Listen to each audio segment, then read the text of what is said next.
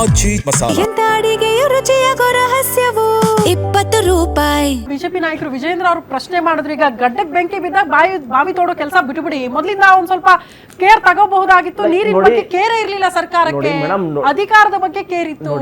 ನೋಡಿ ನಾವು ಅಧಿಕಾರದ ಬಗ್ಗೆ ಅಲ್ಲ, ನೀರಿನ ಬಗ್ಗೆ ನಾವು ರೈತರಿಗೆ ಮತ್ತೆ ನಾವು ಅಧಿಕಾರಿಗಳು CWRA ಮೀಟಿಂಗ್ ಅಲ್ಲಿ ಅಧಿಕಾರಿಗಳು ಒತ್ತಿ ಹೇಳಿದ್ದಾರೆ, ನಮಗೆ 40 TMC ಇರೋದು ಮಂಡ್ಯ, ಮೈಸೂರು ಮತ್ತೆ ಹಾಸನ, ಬೆಂಗಳೂರು ಜನಕ್ಕೆ ನೀರಿಗೆ ಕುಡಿಯೋ ನೀರಿಗೆ ಮಾತ್ರ ಇಟ್ಕೊಂಡಿದ್ದೀವಿ, ಹಾಗಾಗಿ ನಾವು ಯಾರಿಗೂ ನೀರು ಕೊಡೋಕ್ಕಾಗಲ್ಲ ಅಂತ.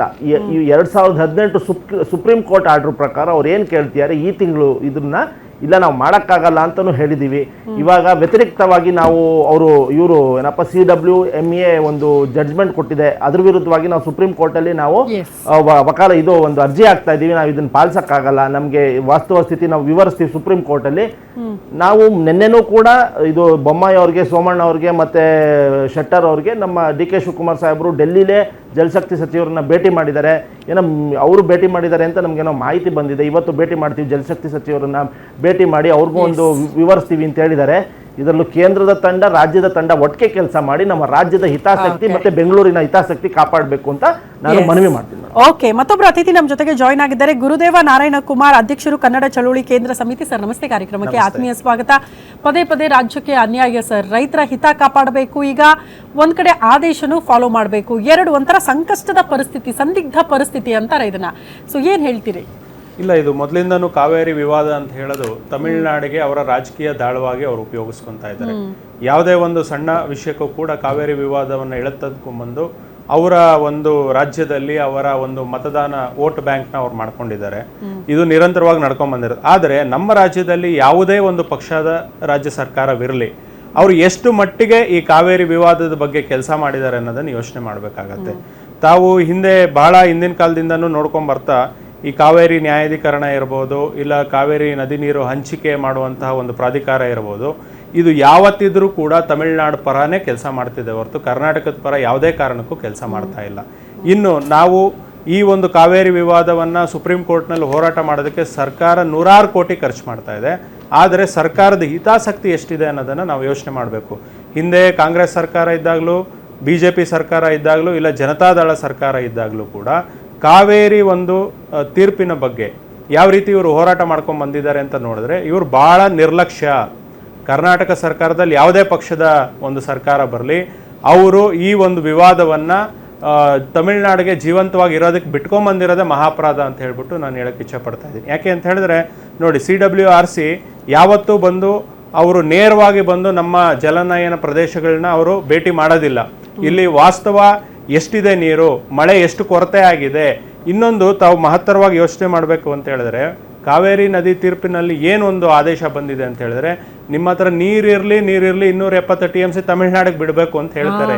ಎಲ್ಲಿಂದ ಬಿಡೋದು? ಮಳೆನೇ ಆಗ್ಲಿಲ್ಲ ಅಂತ ಹೇಳಿದ್ಮೇಲೆ ನೀವು ನೀರು ಎಲ್ಲಿಂದ ಬಿಡ್ತೀರಾ? ಇವತ್ತು ಕೇವಲ 94 ಅಡಿ ಮಾತ್ರ ಇವತ್ತು ಕಾವೇರಿ ನದಿ ನೀರಿನಲ್ಲಿ ಇದೆ, KRS ಅಣೆಕಟ್ಟಿನಲ್ಲಿ ನೀರಿದೆ. ಇಷ್ಟು ನೀರು ಇಟ್ಕೊಂಡು ನೀವು ಕುಡಿಯೋದಕ್ಕೂ ಕೂಡ ಸಾಲಲ್ಲ. ಕುಡಿಯೋ ನೀರು ಪ್ರತಿಯೊಬ್ಬ ಜೀವಿಗೂ ಕೂಡ ಅಗತ್ಯವಾದದ್ದು.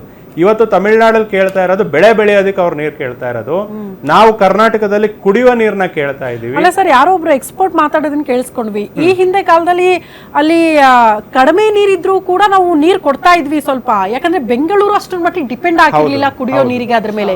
ಈಗ ಕಂಪ್ಲೀಟ್ ಬೆಂಗಳೂರು ಅದ್ರ ಮೇಲೆ ಡಿಪೆಂಡ್ ಆಗಿರೋದ್ರಿಂದ ಏನ್ ಮಾಡ್ಬೇಕು? ಇವತ್ತು ನೋಡಿ, ಈಗ ನಾವು ಕಳೆದ 2023 ಬಹಳ ದೊಡ್ಡ ಮಟ್ಟದಲ್ಲಿ ಇದೊಂದು ಹೋರಾಟ ಮಾಡಿದ್ವಿ ಕಾವೇರಿ ಬಗ್ಗೆ. ಅವತ್ತು ಕೂಡ ನಾವು ಇದೇ ಪ್ರಶ್ನೆನ ಸರ್ಕಾರದ ಮುಂದೆ ಕೂಡ ಇಟ್ವಿ.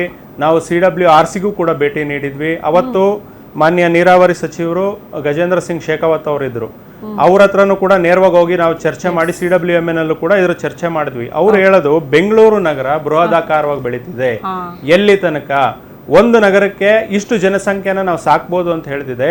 ಇವತ್ತು ಯಾವುದೇ ಪಕ್ಷ ಅಧಿಕಾರಕ್ಕೆ ಬರಲಿ, ಬೆಂಗಳೂರಿನ ರಿಯಲ್ ಎಸ್ಟೇಟ್ ಮಾಫಿಯಾ ಅನ್ಕೊಂಡ್ಬಿಟ್ಟಿದೆ.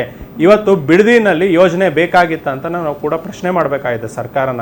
ಇವತ್ತು ಇಲ್ಲಿರ್ತಕ್ಕಂಥ ಜನಗಳಿಗೇನೆ ನೀವು ನೀರು ಕೊಡಕ್ಕೆ ಆಗ್ತಾ ಇಲ್ಲ. ಇವತ್ತು ಆ ಒಂದು ಹೋರಾಟ ನಡೆದು 3 ವರ್ಷಗಳು ಕಳೆದಿದೆ.